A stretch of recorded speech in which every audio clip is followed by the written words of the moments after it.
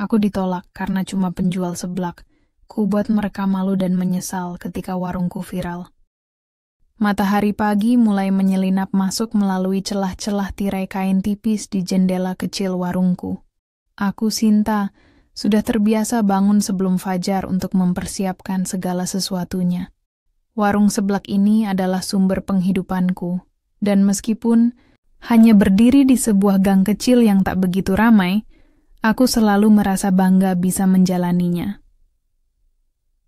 Sejak lulus SMA, aku memutuskan untuk membantu ibu dengan cara berjualan seblak. Awalnya, ide ini muncul karena kebutuhan ekonomi keluarga kami yang serba pas-pasan. Tapi, semakin lama, aku justru menemukan kebahagiaan tersendiri dalam setiap bumbu yang kucampur, dalam setiap pelanggan yang tersenyum puas setelah mencicipi masakanku. Bagiku, seblak bukan sekadar makanan murah yang dijual di pinggir jalan. Ini adalah hasil kerja keras tanganku, cerita hidupku yang kutuangkan dalam kuah pedas dan aroma rempah. Setiap hari, aku menghabiskan waktu di dapur kecil di belakang warung, menyiapkan bahan-bahan segar yang kubeli dari pasar pagi-pagi buta. Kuah kaldu ayam yang kubuat sendiri, cabai rawit yang kupilih satu persatu, hingga kerupuk basah yang kurendam dengan hati-hati. Semua itu adalah bagian dari ritual harianku. Setiap kali aku menuangkan kuah panas ke atas mangkuk seblak yang sudah siap saji, aku merasa seperti sedang menciptakan keajaiban kecil yang bisa membuat orang lain tersenyum. Namun, tidak semua hari berjalan mulus. Ada kalanya pelanggan hanya datang beberapa orang saja, atau bahkan tidak ada sama sekali. Di saat-saat seperti itu, aku sering bertanya-tanya apakah pilihan ini benar-benar tepat. Tapi kemudian, ketika seseorang datang dan berkata, "Seblakmu enak banget, Mbak, bakal sering-sering kesini deh," rasanya semua lelah langsung hilang. Di tengah rutinitas harianku yang sederhana, ada satu hal yang selalu membuatku tersenyum lebih lebar. Raka. Dia adalah pacarku, seorang pegawai kantor yang baik hati dan sangat mendukung usahaku. Meski pekerjaannya berbeda jauh denganku, dia bekerja di sebuah perusahaan besar dengan gaji yang pasti lebih tinggi daripada pendapatanku. Raka tak pernah sekalipun merendahkan profesiku. Justru, dia selalu memuji rasa seblak buatanku, dan bahkan sering membantu mempromosikannya kepada teman-temannya. "Kamu hebat, Sin," katanya suatu sore ketika ia mampir ke warungku. "Aku salut sama kerja keras kamu. Banyak orang yang gak bakal bisa bertahan kayak kamu." Aku tertawa kecil, menyeka keringat di dahiku dengan punggung tangan. "Apaan sih, Kak? Ini cuma seblak. Kamu aja yang terlalu baik." Tapi di balik senyumanku, ada sedikit rasa cemas yang mulai mengendap di hati. Kami sudah berpacaran selama 2 tahun, dan hubungan kami semakin serius. Beberapa waktu lalu, Raka sempat menyebutkan bahwa ia ingin mengajakku bertemu keluarganya. Aku tahu, ini adalah langkah besar dalam hubungan kami. Namun, aku juga tak bisa menyangkal rasa takut yang menghantui. Apa mereka akan menerimaku? Apa mereka akan melihatku sebagai wanita yang pantas untuk anak mereka? Pikiran itu terus mengganggu sampai akhirnya Raka benar-benar mengajakku bertemu keluarganya minggu depan. Saat itu, aku belum tahu bahwa pertemuan itu akan menjadi titik balik dalam hidupku, titik di mana harga diriku diuji, dan di mana aku harus memutuskan apakah akan tetap bertahan pada prinsipku atau menyerah demi validasi orang lain. Namun, satu hal yang pasti, aku tidak akan pernah menyerah begitu saja tanpa perlawanan. Seblak ini adalah hidupku, dan aku akan membuktikan bahwa profesi apapun bisa membawa kebanggaan jika dilakukan dengan sepenuh hati. Hari itu tiba lebih cepat daripada yang kuharapkan. Aku sudah mempersiapkan diri sebaik mungkin, memakai baju terbaikku, menyisir rambut dengan rapi, dan bahkan menaburkan sedikit parfum agar terlihat lebih layak di mata keluarga Raka. Meski begitu, perasaan cemas tak bisa sepenuhnya hilang dari benakku. Ada sesuatu yang mengganjal, seperti firasat buruk yang sulit diabaikan. Raka menjemputku di depan warung. Senyumnya lebar, penuh semangat, seolah ingin meyakinkanku bahwa semuanya akan baik-baik saja. Ia menggenggam tanganku erat, memberi isyarat bahwa ia ada di sisiku, apapun yang terjadi. Namun, aku tetap merasa gugup. Ini pertama kalinya aku bertemu keluarganya, dan entah kenapa, aku merasa seperti sedang melangkah ke medan perang tanpa senjata. Kami tiba di rumah Raka, sebuah rumah besar 2 lantai di kompleks perumahan elit. Aku langsung merasa tidak pada tempatnya saat melihat kemewahan di sekitarku. Rumah ini sangat berbeda dengan gang kecil tempat warung sebelahku berdiri. Di sini, segalanya terlihat sempurna. Dinding putih bersih, furnitur mahal, hingga aroma, wewangian yang samar-samar menguar dari ruang tamu. Keluarga Raka menyambut kami dengan ramah. Setidaknya, itulah kesan pertamaku. Ibu Raka, seorang wanita berusia sekitar 50-an dengan penampilan anggun, tersenyum tipis saat melihatku. Ayah Raka, pria berpostur tegap dengan tatapan tajam, hanya mengangguk singkat. Kakak perempuan Raka, yang beberapa tahun lebih tua darinya, tampak sibuk memperhatikan setiap detail penampilanku, seolah-olah sedang menilai barang dagangan. Setelah basa-basi ringan, percakapan mulai mengarah pada hal-hal yang lebih personal. Ibu Raka membuka pembicaraan dengan nada santai. "Jadi Sinta, apa pekerjaanmu?" Aku menelan ludah, mencoba menenangkan detak jantung yang mulai mempercepat ritmenya. Saya berjualan seblak, Bu." Jawabku pelan, namun cukup jelas untuk didengar semua orang di ruangan itu. Sejenak, suasana hening. Tatapan mereka berganti dari rasa penasaran menjadi sesuatu yang lebih dingin. Kakak Raka tertawa kecil, nyaris seperti ejekan. "Seblak? Maksud kamu makanan pinggir jalan itu?" katanya. Nada suaranya penuh sindiran. Ibu Raka mengernyit, seolah kata-kataku baru saja mengotori telinganya. "Oh, jadi kamu cuma penjual kaki 5. Bukannya maksud saya apa-apa, tapi..." Dia menghela napas panjang, lalu melanjutkan, "Anak saya kan bekerja di kantor besar. Kamu yakin bisa mendampingi dia?" Aku merasakan pipiku memanas. Kata-kata itu seperti pisau tajam yang menusuk langsung ke dalam hatiku. Tapi aku mencoba tetap tenang, meskipun rasanya sulit sekali untuk bernapas normal. "Saya mungkin cuma penjual seblak, Bu, tapi saya selalu bekerja keras untuk hidup mandiri." Balasku dengan suara yang bergetar, berusaha mempertahankan harga diriku. Namun, ayah Raka yang duduk di kursi besar di sudut ruangan akhirnya angkat bicara. Suaranya dalam dan dingin, membuatku merinding. "Kamu tahu, Nak, anak kami punya masa depan cerah. Dia bisa mendapatkan wanita mana saja yang dia inginkan. Tapi kalau dia memilih seseorang seperti kamu..." Dia menggeleng pelan, seolah-olah aku adalah masalah besar yang harus diselesaikan. "Maaf, tapi menurut kami, kamu nggak pantas untuk dia." Kalimat itu seperti petir yang menyambar tepat di atas kepalaku.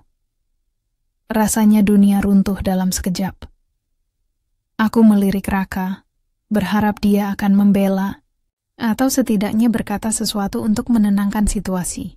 Tapi dia hanya duduk diam, wajahnya pucat, seolah tak tahu harus berbuat apa.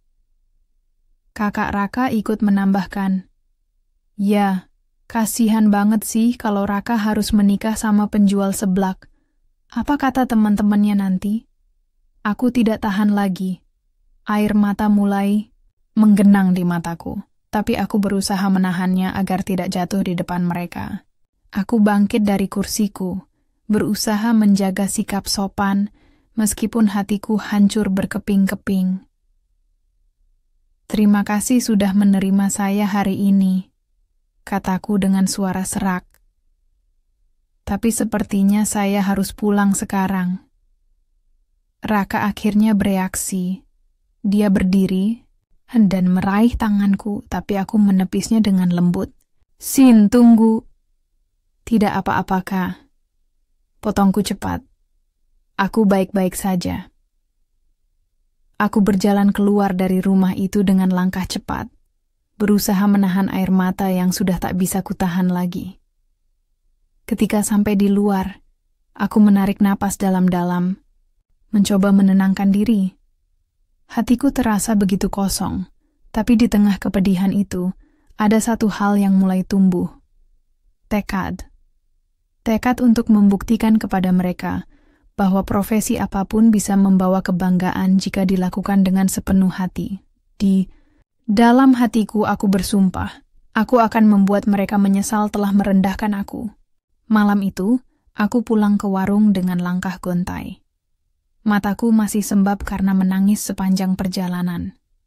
Aku tidak tahu harus berbuat apa selain duduk di kursi kecil di sudut dapur, memandangi panci kosong yang biasanya penuh dengan kuah, seblak panas. Semua kata-kata menyakitkan dari keluarga Raka terus terngiang di telingaku. Tapi lama-lama, rasa sedih itu mulai berganti dengan kemarahan.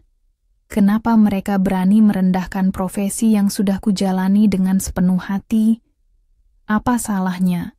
Menjadi penjual seblak, bukankah kerja keras adalah hal yang patut dihargai, apapun bentuknya? Aku menghapus sisa air mata di pipiku dan berdiri tegak. "Cukup," gumamku pada diri sendiri. Aku nggak akan biarkan mereka menghancurkanku. Keesokan harinya, aku mulai berpikir keras tentang cara meningkatkan usahaku. Aku tahu, jika ingin membuktikan sesuatu, aku harus membuat warung seblak ini lebih dari sekadar tempat makan biasa. Aku harus menciptakan sesuatu yang istimewa, sesuatu yang bisa menarik perhatian banyak orang. Pertama-tama, aku mulai bereksperimen dengan resep baru. Selain seblak original yang sudah jadi andalan, aku mencoba membuat varian baru seperti seblak seafood, seblak mie pedas ekstra, bahkan seblak premium dengan tambahan daging sapi cincang. Aku juga membeli bahan-bahan berkualitas tinggi agar rasanya semakin enak dan unik. Setiap masakan yang kubuat, aku pastikan memiliki cita rasa yang sulit dilupakan. Namun, hanya mengandalkan rasa saja tidak cukup. Aku ingat bagaimana beberapa pelanggan sering memotret makanan mereka sebelum dimakan. Itu memberiku ide. Kenapa tidak memanfaatkan media sosial untuk mempromosikan warungku? Aku membeli handphone bekas dengan kamera lumayan bagus dan mulai belajar cara mengambil foto makanan. Yang menarik, dengan bantuan tutorial di YouTube, aku belajar teknik pencahayaan, angle foto, hingga editing sederhana. Setiap hari, aku mengunggah foto-foto seblak buatanku ke akun Instagram dan TikTok. Tidak hanya itu, aku juga menambahkan cerita-cerita inspiratif tentang perjuanganku sebagai penjual seblak. Misalnya, bagaimana aku bangun pagi-pagi buta untuk mempersiapkan bahan, atau bagaimana aku tetap tersenyum meski kadang pelanggan hanya datang 1-2 orang dalam sehari. Aku percaya bahwa setiap pekerjaan layak dihargai. Meskipun cuma penjual seblak, aku bangga dengan apa yang kulakukan. Tulisku dalam salah satu caption di Instagram.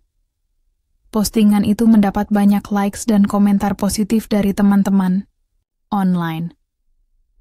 Beberapa minggu kemudian, sesuatu yang tak terduga terjadi. Seorang pelanggan muda datang ke warungku dan memesan seblak seafood. Dia tampak sangat antusias saat mencicipi makanannya. Setelah selesai makan, dia merekam video singkat sambil berkata, Guys, kalian harus coba seblak di sini. Ini enak banget, rasanya beda dari yang lain. Video itu diunggahnya di TikTok, dan entah bagaimana caranya, video tersebut langsung viral dalam waktu singkat. Ribuan orang melihat video itu, memberikan like, dan berkomentar bertanya di mana lokasi warungku. Beberapa bahkan langsung datang ke warungku hanya untuk mencicipi seblak yang ada di video. Dalam hitungan hari, warung sebelakku yang tadinya sepi berubah menjadi ramai luar biasa. Pelanggan datang berbondong-bondong, bahkan ada yang rela antre berjam-jam demi mencicipi seblak buatanku. Aku sampai harus meminta bantuan ibu dan beberapa tetangga untuk membantu melayani pesanan. Omzetku melonjak drastis. Uang yang kudapat dari penjualan seblak tidak hanya cukup untuk memenuhi kebutuhan sehari-hari, tapi juga untuk merenovasi warung. Aku mengganti meja-meja kayu tua dengan yang baru, memasang spanduk besar bertuliskan "Seblak sini pedasnya nendang" di depan warung, bahkan membeli peralatan masak modern agar proses memasak lebih cepat dan efisien. Tak hanya itu, aku juga berhasil membeli mobil bekas dengan hasil usahaku.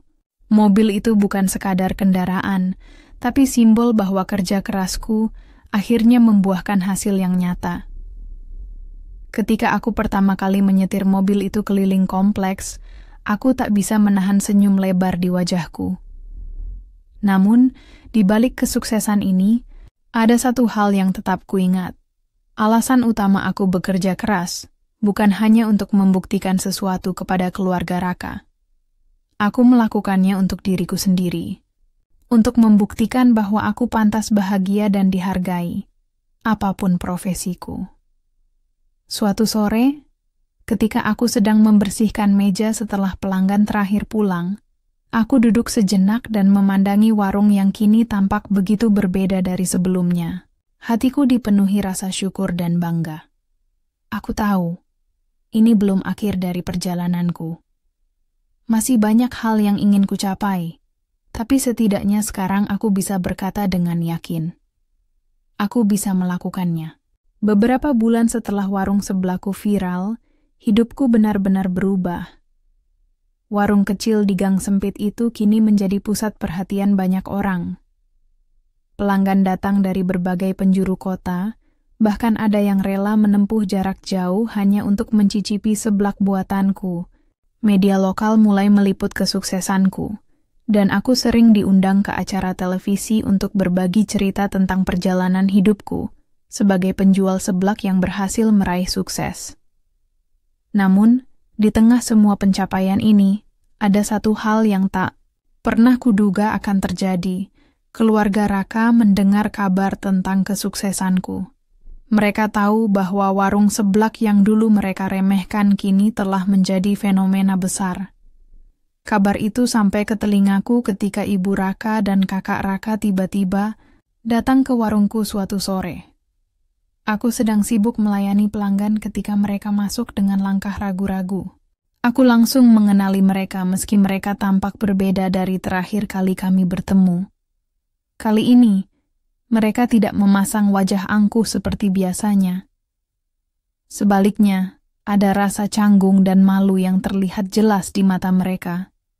Setelah semua pelanggan pulang, mereka mendekatiku dengan senyum kaku. "Sinta," kata Ibu Raka dengan nada hati-hati. "Boleh kami bicara sebentar?" Aku meletakkan lap yang sedang kugunakan untuk membersihkan meja dan menatap mereka tanpa berkata apa-apa. Ada bagian dalam diriku yang ingin langsung mengusir mereka. Tapi aku memilih mendengarkan apa yang ingin mereka katakan. Kami ingin minta maaf atas apa yang terjadi beberapa waktu lalu, lanjut Ibu Raka, suaranya terdengar lebih lembut daripada sebelumnya. Kami salah menilaimu. Kami tidak tahu kalau kamu bisa sesukses ini. Kakak Raka ikut menambahkan, "Ya, kami benar-benar kagum dengan apa yang sudah kamu capai. Kamu hebat sekali, Sin. Kami nggak pernah menyangka." Aku tersenyum tipis, namun tatapanku tetap dingin. Terima kasih atas pujianmu, balasku dengan nada datar. Tapi maaf saja nggak cukup untuk memperbaiki apa yang sudah kalian lakukan. Mereka tampak semakin gugup. Ibu Raka melanjutkan, kami tahu kami salah. Tapi, bagaimana kalau sekarang kamu memberi kesempatan lagi pada Raka? Dia sangat mencintaimu, Sinta. Dan sekarang kamu sudah sukses, kami pikir, mungkin kalian bisa bersama lagi.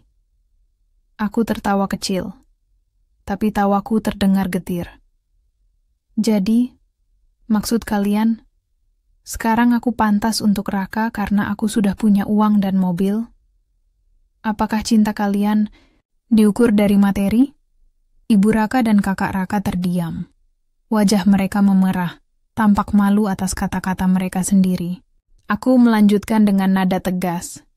Dulu, saat aku cuma penjual seblak biasa, kalian menghinaku. Kalian bilang, aku nggak pantas untuk Raka. Sekarang, setelah aku sukses, kalian tiba-tiba berubah pikiran? Apa bedanya kalian dengan orang-orang yang cuma melihat nilai materi? Mereka tidak bisa menjawab. Hening yang menyakitkan menggantung di udara selama beberapa detik, sebelum akhirnya Ibu Raka berbicara lagi. Suaranya bergetar. Kami tahu kami salah, Sinta. Kami hanya ingin memperbaiki hubungan ini. Kami minta maaf dari hati yang paling dalam. Aku menghela napas panjang. Aku tahu mereka benar-benar menyesal, tapi penyesalan mereka datang terlambat. Aku sudah terlalu jauh melangkah dari masa lalu itu. Aku sudah belajar untuk mencintai diriku sendiri, tanpa bergantung pada validasi orang lain. Maaf, Bu, kataku dengan tenang namun tegas. Aku nggak butuh maaf kalian. Aku juga nggak butuh Raka lagi. Aku sudah bahagia dengan hidupku sekarang, dan aku nggak mau kembali ke masa lalu yang hanya membuatku terluka. Mereka tampak terkejut, tapi aku bisa melihat ada rasa hormat di mata mereka. Mereka akhirnya mengangguk pelan, lalu pergi tanpa berkata apa-apa lagi.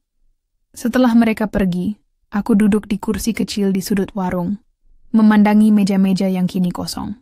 Hatiku terasa lega.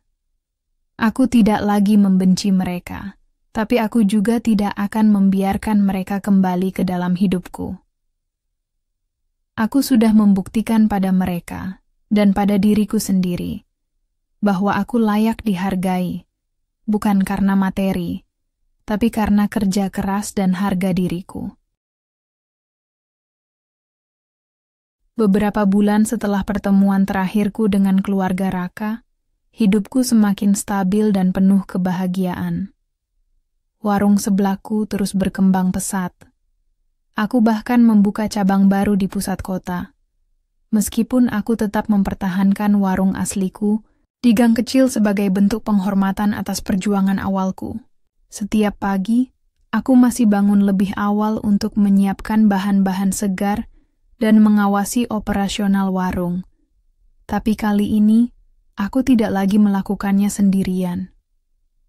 Ibu, beberapa teman dekat, dan bahkan beberapa mantan pelanggan yang tertarik bekerja denganku kini menjadi bagian dari timku. Namun, kesuksesan materi bukanlah hal yang paling berharga dalam hidupku saat ini. Yang paling penting adalah rasa percaya diriku yang tumbuh semakin kuat. Aku sudah belajar untuk mencintai diriku apa adanya sebagai Sinta, seorang wanita pekerja keras yang pantas mendapatkan penghargaan tanpa syarat. Aku tidak lagi merasa rendah diri hanya karena profesiku atau latar belakangku. Aku adalah hasil dari kerja keras dan keteguhan hatiku, dan itu cukup untuk membuatku bangga pada diri sendiri. Di tengah rutinitasku yang sibuk, aku mulai bertemu orang-orang baru yang datang dari berbagai lapisan masyarakat. Salah satunya adalah Arif, seorang fotografer lepas yang sering datang ke warung untuk mencicipi seblakku. Awalnya, dia hanya seorang pelanggan biasa, tapi lama-kelamaan kami mulai bertambah minatnya. Arif ternyata sangat menghargai usaha kecil-kecilan seperti warungku. Dia sering memotret aktivitas harianku di warung dan mengunggahnya ke media sosialnya, memberikan apresiasi kepada semua pekerja keras seperti aku. Berbeda dengan Raka, Arif tidak pernah sekalipun merendahkan profesi atau latar belakangku. Malah, dia selalu mendukung dan memberikan ide-ide baru untuk mengembangkan usahaku. Ketika aku bercerita tentang masa laluku, tentang penghinaan keluarga Raka dan perjuanganku untuk membuktikan diri, Arif hanya tersenyum dan berkata, "Kamu sudah membuktikan sesuatu yang lebih besar daripada sekadar sukses finansial, Sin. Kamu membuktikan bahwa harga dirimu nggak bisa dibeli oleh siapapun." Kata-katanya menyentuh hatiku. Untuk pertama kalinya dalam waktu yang lama, aku merasa benar-benar dipahami dan dihargai tanpa syarat. Hubungan kami perlahan-lahan berkembang menjadi sesuatu yang lebih dari sekadar persahabatan. Kami mulai menghabiskan waktu bersama di luar warung, berbagi cerita tentang impian dan kehidupan masing-masing. Meski begitu, aku tidak terburu-buru.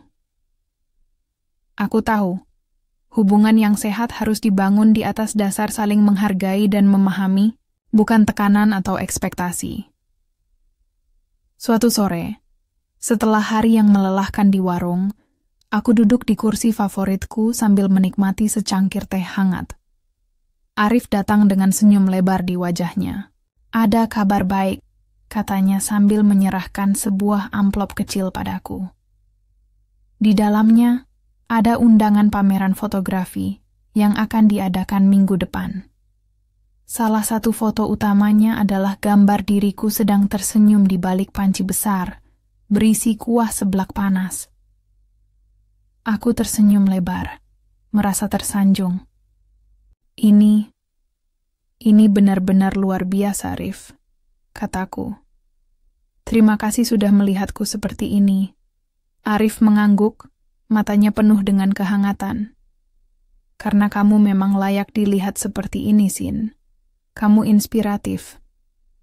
Malam itu aku merenung tentang perjalanan hidupku.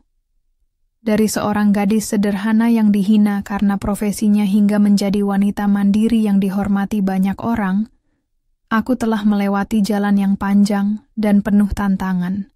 Namun di setiap langkahnya aku selalu belajar untuk mencintai diriku sendiri dan menjaga harga diriku tetap tinggi. Sekarang, aku tidak lagi takut untuk menatap masa depan. Aku tahu, apapun yang terjadi, aku akan selalu bisa bertahan karena aku memiliki keyakinan pada diriku sendiri. Dan jika ada satu hal yang ingin kubagikan kepada orang lain, itu adalah pesan ini. Jangan biarkan orang lain menentukan nilai dirimu. Hanya kamu yang bisa menentukan seberapa berharga diri.